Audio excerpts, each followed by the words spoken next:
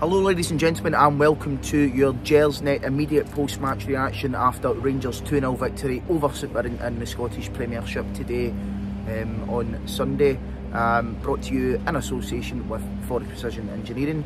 My name's Craig Gray, doing my first post-match reaction video from Ibrox, and I'm joined by Brian Archer. Brian, 2-0 win today for Rangers. Bit of a slow first half I thought, but in the end it just turned out to be one of those sort of regular wins at Ibrox, didn't it? Yeah, I think as you would often say, chips and ham I think is the phrase you usually use. I think that about sums it up today. Not much to keep us warm, but a win in the end, and at this point in the season that's kind of all that matters really. No, absolutely, and I mean these Sunday games are never good to come to. Everybody's hungover, obviously recovering for the night before, and then sometimes you might actually go into them with a wee bit of giddy up. Probably felt like doing that today when Celtic were getting beat 1-0 at McDermott Park, but that just seemed to turn out the usual way. And it's like I said it earlier, you know, this Celtic team have got something that the Rangers team don't, in the sense that they seem to drag results out of nowhere. For a long time today, for most of that first half, you were thinking it's not going to happen for us, because the chances we created were few and far between, I thought.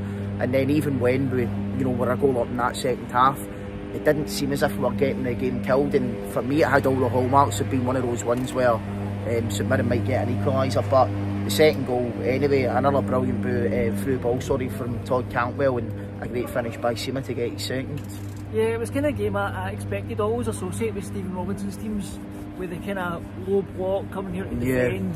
I always think back to the game against Motherwell when they came here in the 55 season and he kind of parked the bus. So I kind of expected St Mirren to defend well, not really trouble us going forwards. I don't think it did, but we weren't really creating much in that first half, and it kind of felt really frustrating. But good work for Cantwell to set up that first goal, and I think we kind of eased into it after that. I thought into the second half, once he scored the second goal, I thought we actually started to play some decent stuff. I thought you started to see the confidence come back in the players towards the end there.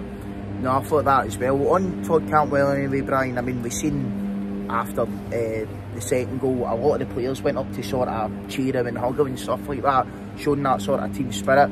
Obviously the managers came under probably the first bit of criticism he has in the new job, in terms of, you know, playing Cantwell out wide, not in his number 10 position. He started him as a number 10 today, and he comes off with 2 assists, so I suppose for Cantwell he'll be thinking that, you know, maybe his moans midweek were a bit justified. Yeah, he's definitely made his claim for that number 10 position. I think the manager said himself, even in the press conference there, that that's definitely his best position, so hopefully that's him now kind of nailed that position down for himself, and hopefully he can just go on from strength to strength here. We saw at the end of last season what he can do in that position, and hopefully today was just the start of it. Yeah, hopefully. Tom Lawrence, someone that he played next to for most of the game as well, for once said that he was going to play a bit of a deeper role. I thought he was pretty decent.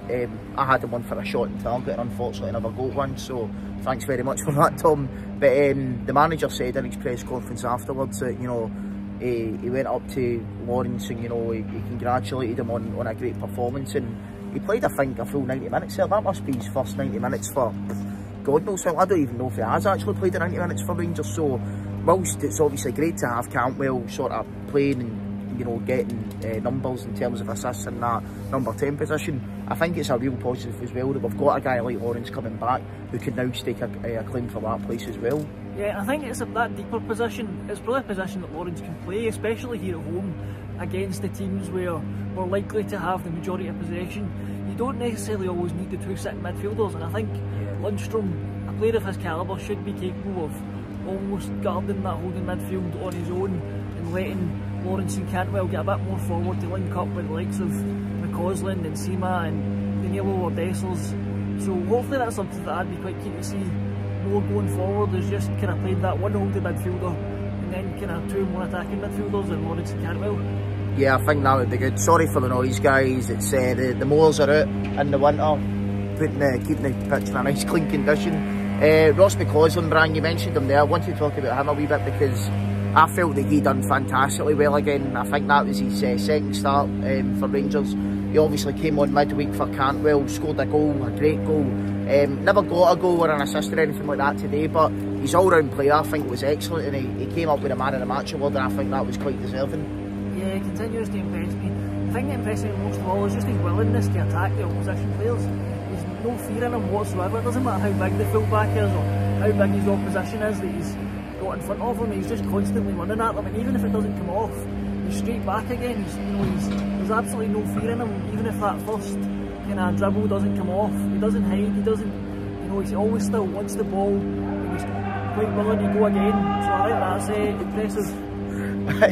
A few fans enjoying themselves in the back. It's like the last time we played St Mirren in 2021, and the fans are out celebrating again. No, but speaking to the manager's press conference there, Brian, he gave a few updates in terms of injuries. Ryan Jack, he said that he should be back hopefully not too long, which is obviously great news. I think he would work quite well with Lundstrom, but unfortunately Nico Raskin, he said there was an issue with his rehab, and he says it's very unlikely that he's going to make it back for the cup final. What's your sort of thoughts on that situation?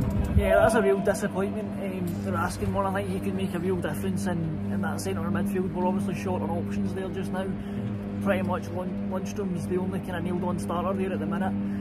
Cifuentes is in and out, still trying to find his feet after arriving in the summer. So they're asking one's a real disappointment, because it sounds like, I kind of read it, that I'm not expecting him back this year. The manager never said that, but to be honest, reading between the lines, I wouldn't be expecting to see Raskin again this year, which is a real disappointment, because we know what quality he can bring when he is fit. Yeah, it would be. But anyway, that was all for today, guys. Anyway, 2-0 win for Rangers, clean sheet up the road, Hayman chips, as Brian likes to say earlier. So thanks very much for joining us on this video today. You also hear from our good friend Alec Anderson, who'll be doing his post-match reaction as well. As he'll probably be up before us, because he's more competent on the technology side of things. And we'll be live tonight, as always, 9 o'clock. It'll be John McCallum in the hot seat with Doogie Kinnear, and also Chris Jack joining him to review this game and preview the Hearts game at Tynecastle Wednesday. On to the next one, 2-0 Rangers. Bye for now, guys. Thank you.